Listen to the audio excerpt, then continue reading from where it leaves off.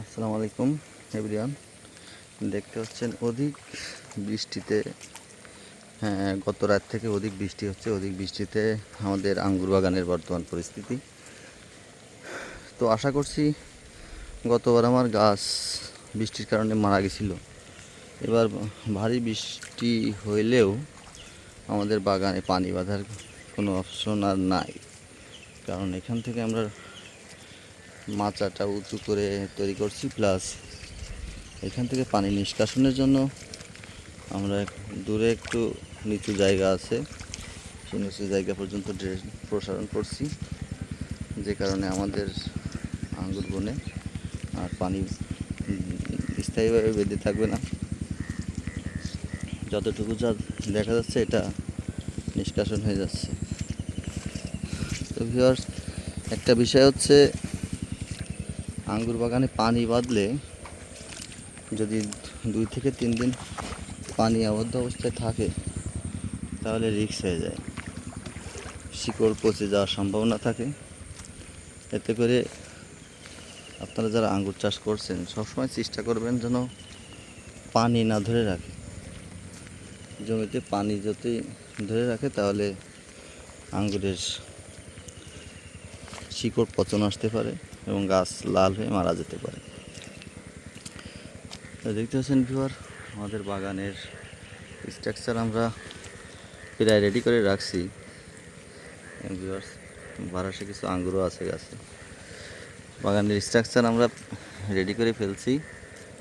এখন আমাদের এটার গাছের এই ডুগাগুলো সাজানোর পালা। এটা আমরা সাজাবো এবং কাটিং করে স্ট্রাকচারটা তৈরি করব। আমরা আশা করি বাংলাদেশে অনেকেই বাগান করছেন, কিন্তু হয়তো বা সবাই এর ফলাফল কি হয়, ভবিষ্যৎ কি, ভবিষ্যতে ফল হবে কিনা, আমার মিষ্টতা আসবে কিনা, এসব ভেবে অনেকে তারের মাছ ওই সুতো দিয়ে বাঁশ দিয়ে মাচা করে দিচ্ছে। তা আপনারা যারা এভাবে চাষ করে আমাদের আগ্রহ জুগিয়েছেন তাদেরকে ধন্যবাদ। আমরা বাগানটা তৈরি করার সময় স্থায়ীভাবে এবং দীর্ঘস্থায়ী পরিকল্পনা নিয়ে বাগানটা করতে পারছি। কারণ দেখেন, আমরা বাগানটাতে ইউজ করছি টাওয়ার, এই যে গ্রামীণফোনের টাওয়ার বা বিভিন্ন মোবাইল কোম্পানির টাওয়ারগুলো, পুরাতন টাওয়ার বিক্রি হয়। এই বিক্রির অ্যাঙ্গেলগুলো হচ্ছে পাওয়া যায়, যেটা 20-30 বছরেও কোনো মরিচা আসবে না, এবং এটা অরিজিনাল জিআই। এতে করে এটার দীর্ঘকাল অনেক বেশি। দেখছেন ভিউয়ার, এই যে অ্যাঙ্গেলগুলো দিচ্ছি, আপাতত আমি সুতা ইউজ করছি একটা তার, এবং বাকিগুলো সুতা ইউজ করছি, যেহেতু আমার স্ট্রাকচারটা বা এই শেডটা তৈরি করতে একটু সময় লেগে গেছে, যে কারণে গাছ নিচে পড়ে যাচ্ছে, যে কারণে দ্রুততার কারণে আমি সুতা দিয়ে এটা স্ট্রাকচারটা তৈরি করছি।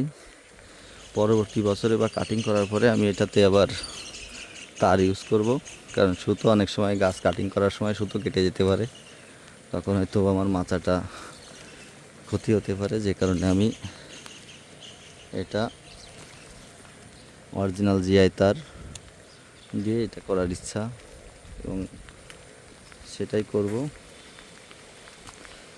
তো ভিউয়ার্স, আপনারা আগামী বছর সিজনে ইনশাল্লাহ আমার বাগানে ভরপুর ফল